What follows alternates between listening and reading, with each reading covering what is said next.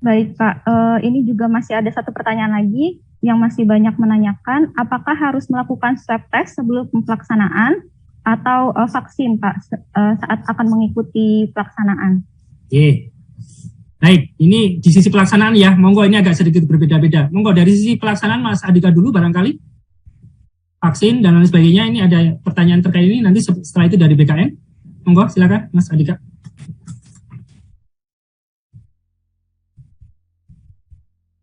Unmute, Mbak.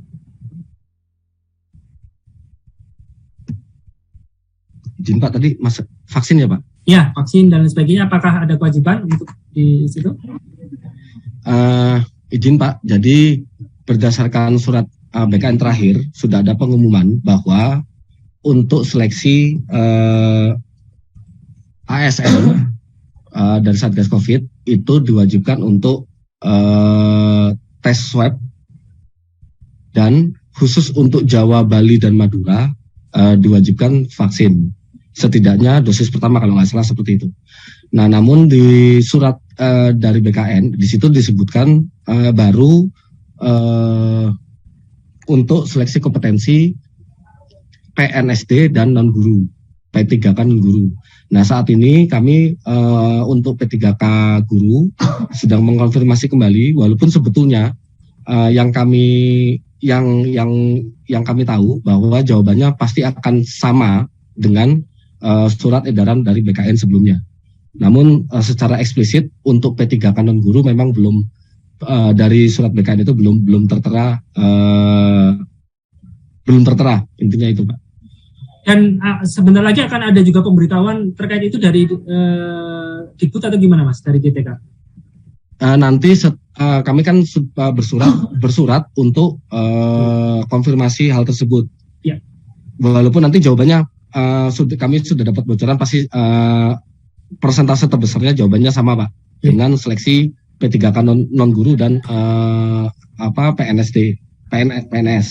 Nah, untuk itu kami sedang berusaha untuk dapat memfasilitasi di daerah masing-masing. Jadi kami akan berkoordinasi dengan Dinas Kesehatan, dengan pemerintah daerah, dengan Kementerian Dalam Negeri, agar vaksin itu dapat dilakukan khususnya bagi guru-guru calon peserta tes di tanggal 13 nanti, karena kita nanti tesnya tanggal 13, itu akan ada fasilitasi untuk vaksin khususnya untuk Pulau Jawa, Madura, dan Bali.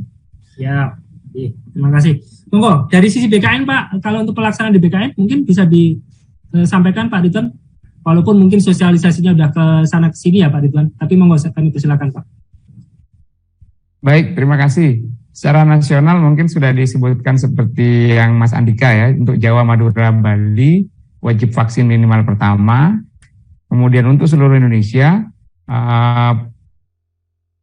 swab antigen minimal 1 kali 24 jam atau sehari sebelumnya, atau PCR 2 kali 24 jam atau 2 hari sebelumnya. Namun Bapak Ibu, kami sudah menerima beberapa respon positif. Saya sebut misalnya,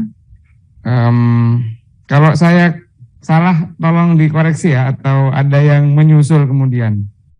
Seluruh Pemda di Kalimantan Barat, Kota Batam, Lahat, Muara Enim, Mataram, Musi Banyuasin, itu gubernur atau bupati atau wali kota setempat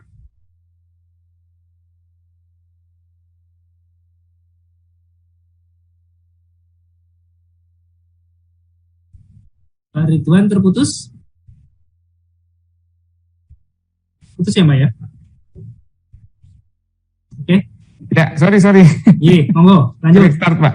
Jadi saya sebut ulang lagi, beberapa kepala daerah, seluruh Pemda di Kalimantan Barat, Kota Batam, Lahat, Muara Enim, Mataram, Musi Banyuasin, Probolinggo, dan lain-lain tempat sudah mulai banyak yang menggratiskan swab antigen ini Pak, atas kebaikan hati Pak Gubernur, Wali Kota, Bupati. Ya, ini yang kami endorse juga ke teman-teman Kakanrek yang juga hadir di sini, Kepala Kantor Regional BKN, untuk ayo lomba-lombaan yuk, bagus-bagusan jadi Bupati, Wali Kota, Gubernur gitu. Jadi semakin banyak yang swab menggratiskan, caranya datang ke puskesmas atau fasilitas kesehatan setempat hanya dengan membawa KTP dan kartu peserta ujian ya. Baik itu CPNS, P3K guru maupun P3K non guru kan itu sama. Nah, kemudian ada juga beberapa misalnya Pemkab Wonogiri itu sudah menyatakan vaksinasi di kami belum bisa diwajibkan. Itu juga bisa. Jadi seperti Mas Andika bilang, sampaikan H-3 minimal sebelum pelaksanaan pertama, silakan Pansel daerah bekerja sama dengan koordinasi dengan Satgas COVID setempat menyatakan ketersediaannya ada apa tidak. Jadi sebenarnya kalau di Jakarta katakanlah Pak Gubernurnya bilang 105%, kalau Jakarta wajib JIP gitu, fardu ain. Nggak mungkin gitu ya. Yang lain-lain tapi bisa menyesuaikan. Nah silakan itu dipublikasikan saja.